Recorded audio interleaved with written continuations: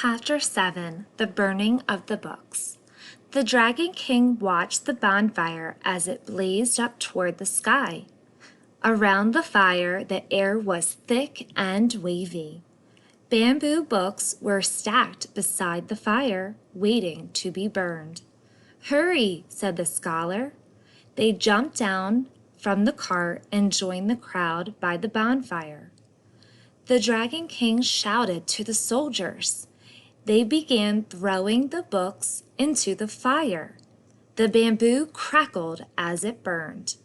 I'm going to stop right here, and I'm going to stop and try to make a sensory image here. The author has used lots of words that help me. The air was thick and wavy. There was a crowd. There was shouting. The bamboo was crackling. I think the author wanted us to picture a scene with lots of action and confusion. Let's get back to our story. We're going to start right here where it says stop. Let's begin. Remember, you are also reading aloud with me.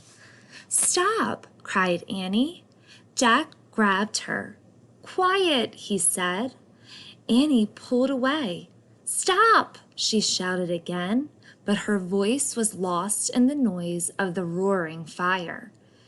"There's your story," said the scholar. He pointed to a bamboo book that had fallen off a waiting stack. "I'll get it," said Annie. She dashed over to the book. "Annie!" cried Jack, but she had already snatched up the bundle of bamboo strips and was charging back to them. "Got it! Quick! Put it in your sack," she said. Jack put the bundle of bamboo strips into his sack.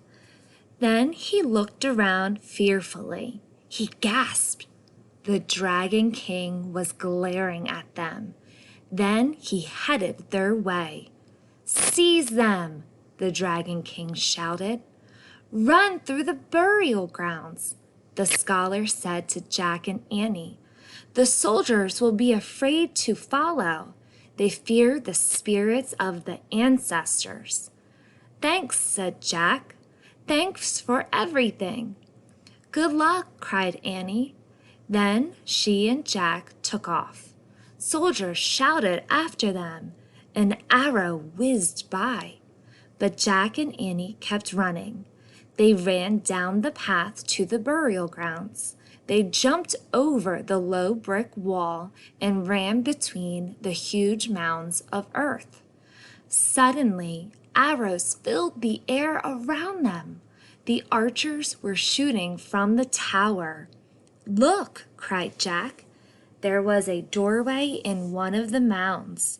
Jack and Annie ducked inside. They were in a long hall lit with oil lamps. "It's so quiet," said Annie. She walked down the passageway. "Hey, there are some steps here." "Don't go any further," said Jack. "Why not?" said Annie.